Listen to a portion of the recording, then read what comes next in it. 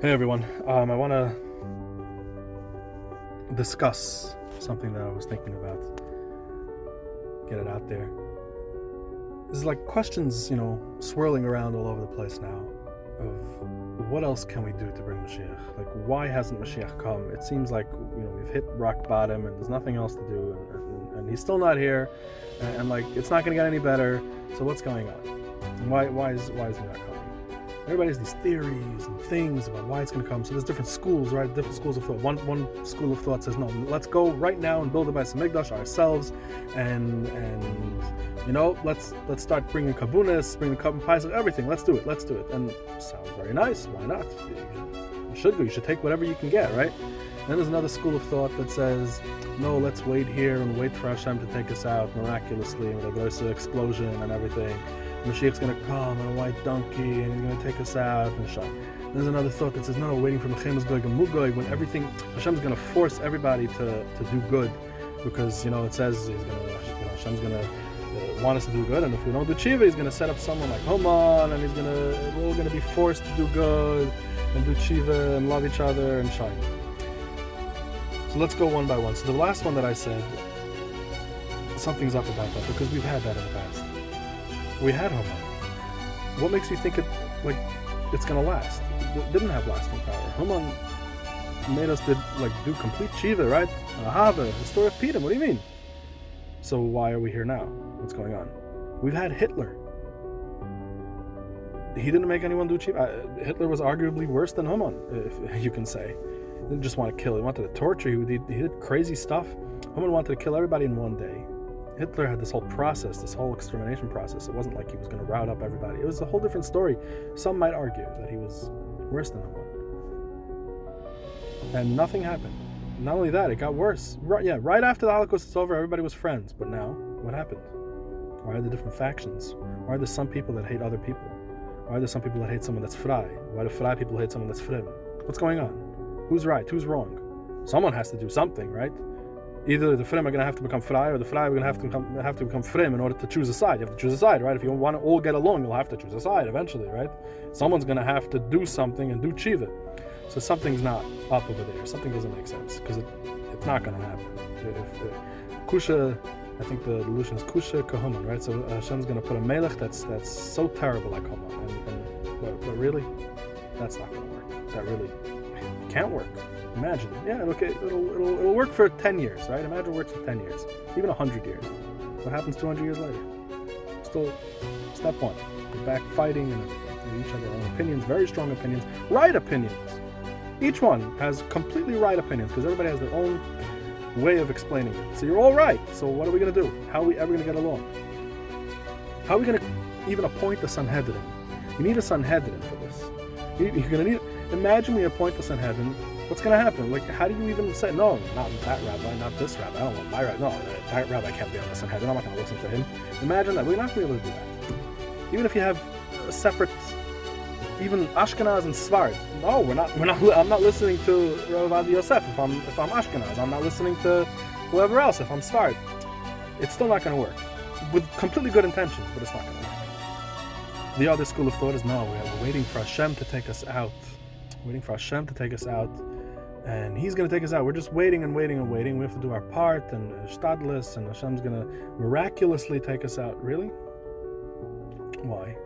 What makes you think he's going to take us out like that? What makes you think that Hashem is going to suddenly do something randomly for us, right? For us.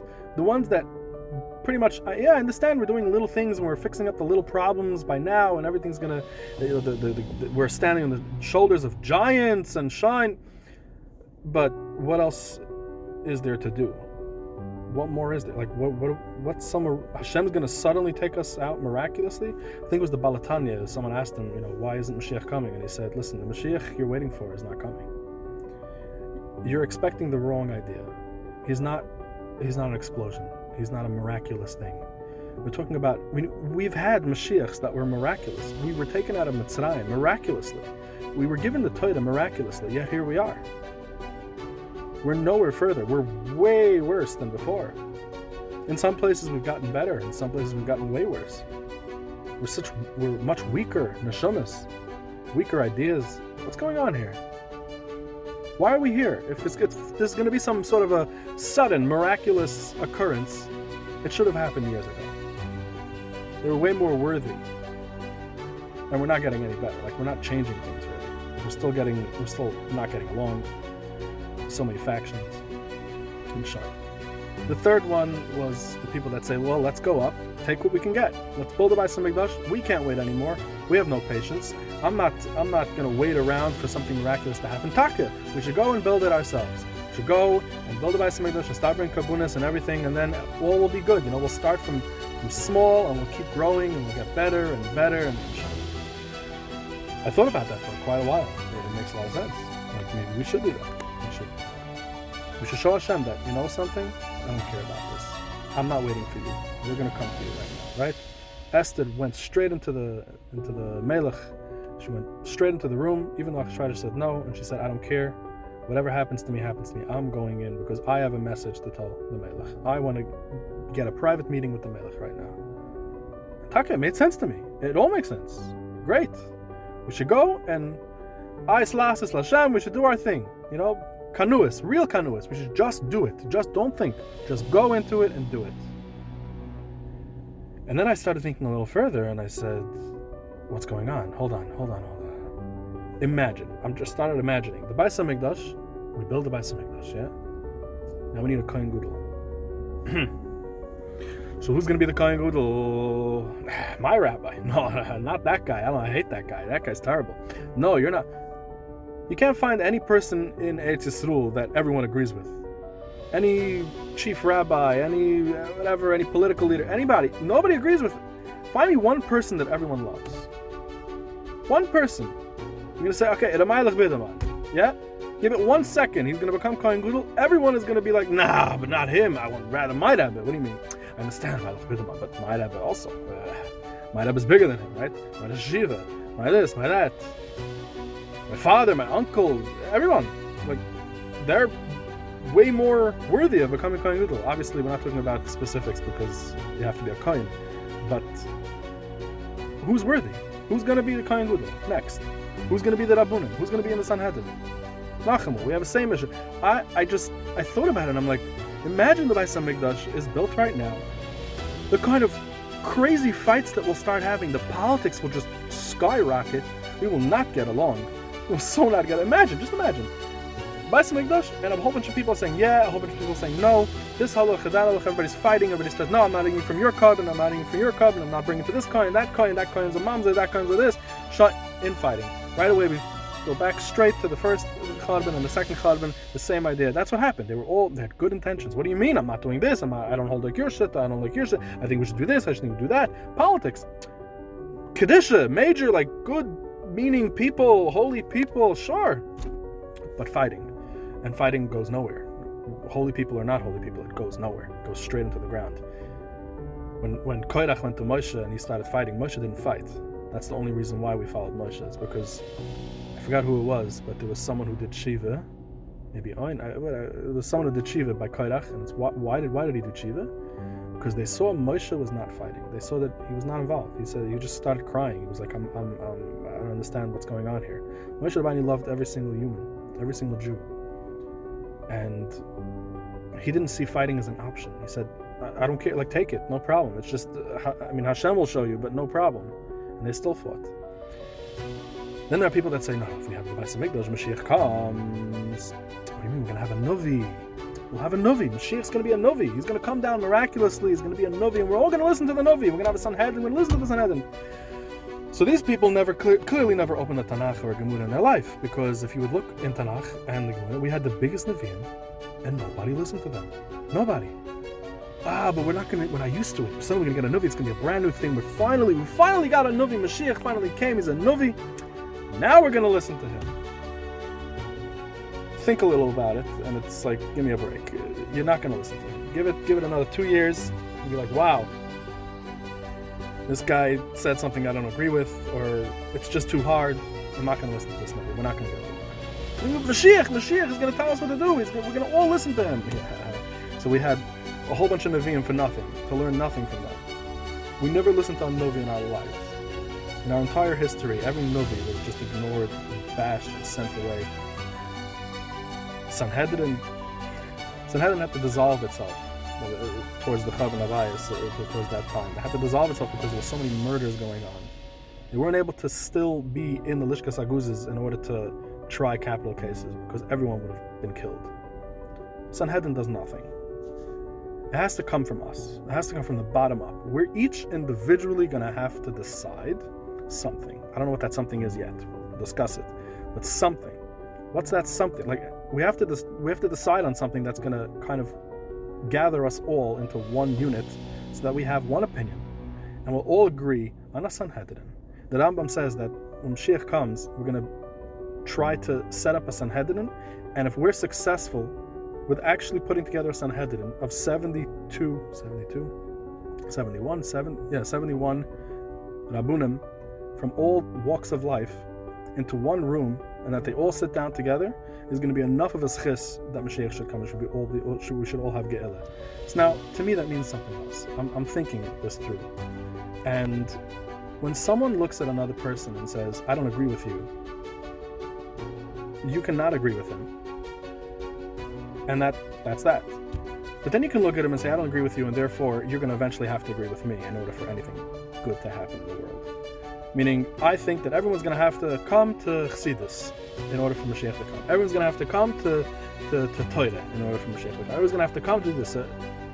Anyone that doesn't agree with it, obviously, is keneged my shitta, and now I'm not going to believe in this person's shitta at all. I'm going to hate him even, because what do you mean? You're stopping Mashiach from coming. You're not on my side now, so you're a roadblock for Mashiach. So it's all because of you. I'm good. What do you mean? I'm doing my best. I'm learning Torah all day. I'm davening all day, and you're not. You're Mechal Shabbos. What do you mean? You're not listening to the Torah. So you're the one who's stopping Mashiach. I am not perfect, and maybe Mashiach only comes when everybody's perfect. Maybe. Like, I guess that's what we're waiting for. We're waiting for perfection. Right? We're waiting for all of us to do tshuva. So I'm supposed to tell this guy now, miss it, or, you're not doing the right. You're Mechal Shabbos. And no, but you speak Lashon Hara. Yeah, but what do you mean? Someone who drills a hole in a boat, we're all going to sink. Everybody, you can't just say, only in my room I'm drilling a hole. I know, I understand. But if you're drilling a hole in your room and the next guy's drilling a hole in his room and you go over to the next guy, what are you drilling a hole for? What do you mean? You're both drilling holes. This boat is sinking. You're both drilling holes. Who are you to tell this person what to do? Who are you to tell? You can't tell him miss it now unless you're perfect. Yeah, if you're perfect, tell him miss it, sure. But good luck. Try to be perfect. Nobody was perfect. Even Moshe Rabbeinu. And there's so many levels. It's impossible to be perfect as a human. But even after Mashiach comes, I have news for you. Nobody's being perfect even after Mashiach comes. There's so many levels. You go up and higher and better and better and better and better until you reach like the highest point, which is even far from the highest point. It's infinity. It's Neitzach Netzuchim. There's always room to improve and always room to be better. So good luck. If that's the first mitzvah you go to, you should try other mitzvahs. So Elamai, we're each going to have to come to the realization to accept other people, no matter who they are. Frim, Frai, Michal Shabbos, Turikata, everyone. Just accept them. They're doing things terribly wrong, some people. Terribly. Horrible. Meaning, Rishum Gemirim, you can even. Goy Gomer, like, look, Ayid is Ayid, and Ayid is Ayid, a Goy. How does it go again? A Goy is a Goy. A Goy Gomer is Ayid. That's how it works. This person's terrible. I understand. But you're not perfect either. And until you fix yourself completely, stop telling other people what to do. So accept other people the way they are. And everybody's going on their own journey. And accept that person's Mechal Shabbos because he's lazy, let's say. He's lazy. What do you mean not allowed to be lazy? I understand. You're not allowed to do whatever you're doing. So please go work on yourself first. Yeah, but I have to tell him what to do. No, you don't. He's also on a journey. People are afraid of this word journey because they're afraid to face themselves. They're afraid to say that, I also have some stuff to fix. No, I'm good. I'm over Hashem.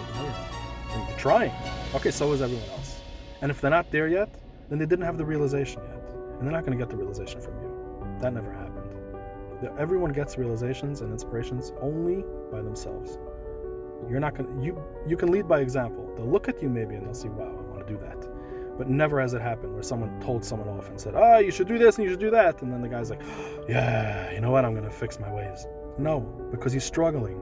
No one's Mechal Shabbos just, whatever, Mechal Shabbos.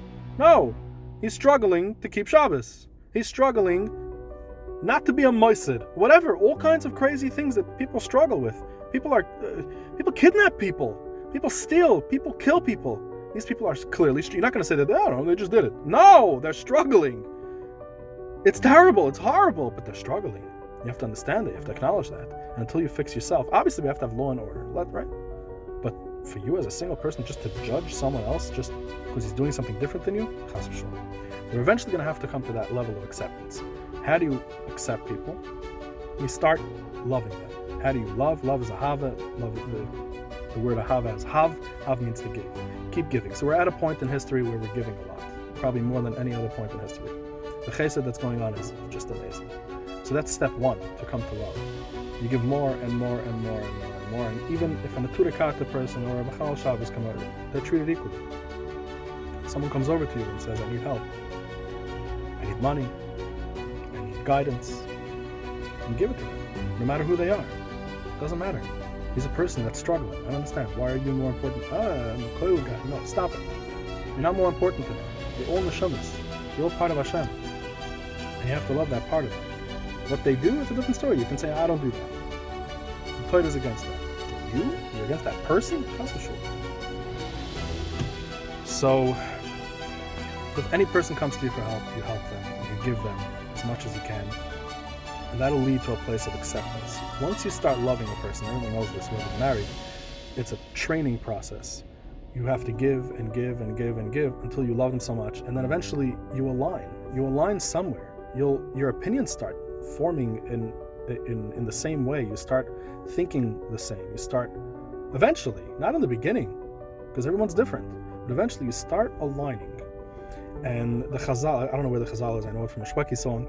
It's my Amaratzah head, but I know from a Shweki song that says about how Mashiach is not going to come only in the schis of 10 people who are sitting together and learning, and each one of their opinions is heard. 10 friends, that's all it is. What do you mean? We have plenty of that. No, we don't. Yeah, we have 10 B'nai Torah sitting, B'nai Torah meaning like a liquid chevra sitting in the Besmedish, and we have 10 flappish chevra, and then we have 10 chassidim sitting. No, but we're talking about where completely differing opinions are all in one group, and somehow they're all heard equally. Nobody judges the other opinion. Everyone says, wow, that's amazing. I can learn so much from that person. And eventually, what happens is when you start listening to other people, to other people's opinions, no matter where they come from, how far left field, it doesn't matter. You'll be able to accept parts of that opinion. You'll be able to accept that person more. And eventually, we'll each align into one opinion. We'll start listening to each other, and we'll start saying, hey, maybe that's right, maybe that's not wrong, maybe that's okay, maybe that is wrong, maybe not, maybe what I thought was wrong. A whole bunch of things start aligning, and eventually, it takes a while, but we'll all become one opinion.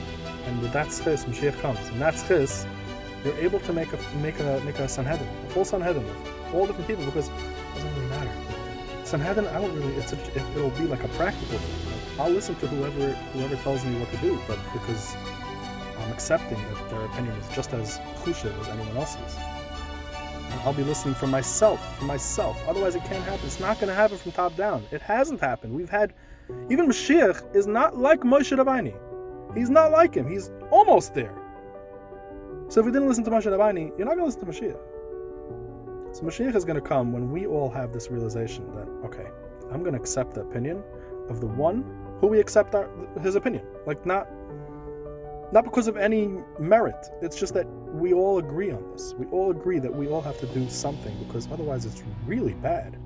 We've gone through so much like terrible fights and terrible things that cause horrible things in the world. When we get along, the world will get along. We lead by example. That's step one. The whole world has to get along for Mashiach to come. There's going to be peace in the world, but only because we're at peace with each other. And that's what I'm thinking. It's not going to be some miraculous idea. Imagine we're all one people. We're all one purpose. And we have one goal in mind. Just to do what's right. What is right? We'll agree then also. Because it's a long process. So right now, Mashiach can come. Because Mashiach is happening as we speak. We're bringing Mashiach. When they say, Any day he could come. Yeah, I understand. He's coming right now. We're building something. It's like, when are we going to start building this house? Mashiach is the house done. It's the house finished. Step 10 can't happen before step 9 and step 8 and step 7. So we have to build. So we're building. Mashiach is happening as we speak. I think the Baba should ever said, Mashiach is here. We're building. We're in the process of building. Every generation has a Mashiach. You know what that means? That every single generation, there was someone who was helping that generation bring Mashiach, which is what? Bring the Ge'ilah. Mashiach brings the Ge'ilah. Mashiach, we're not waiting for Mashiach to come. We're waiting for the Ge'ilah. That's really what we're waiting. The Ge'ilah is when the scene opens and the curtains open and everything starts happening. And Mashiach himself, okay, this person, that person, that's not what I'm worried about right now. But yeah, my Rebbe could be Mashiach, your Rebbe could be Mashiach. If he's doing something in the world that changes the entire world, he could be Mashiach. I think the Baal Shem Tov said that there was 3 Mashiachs in his generation, 3 different parts of Mashiach. The Ramchal, not Reb Chaim Vital, no. The Reb Chaim HaKudosh and himself, the Baal Shem Tov. And these 3 people all together had the 3 parts of Mashiach. So what does that mean? What do you mean? There's 3 Mashiachs? Come on. No. Every single person who causes a massive breakthrough in their time towards the bringing of Mashiach is a Bechina of Mashiach. He's Mashiach himself. Every Rebbe that said, I'm Mashiach. There are tons of Rabbunim that used to call him Mashiach. The Rambam was called Mashiach. You know how much the Rambam did in his lifetime? Of course he's Mashiach. He single-handedly brought Mashiach in his generation closer. If a generation doesn't bring Mashiach, it's like they destroyed the Beis HaMikdash, right? But if a generation goes towards Mashiach, they didn't destroy the Beis HaMikdash. They built worlds. They built the Beis HaMikdash. There's only so much we can do as a person. You're not going to be able to build the entire Beis HaMikdash, the entire universe in just one generation. But Mashiach comes in your generation for you, according to your generation's level. And the more we fight, the more the world will fight.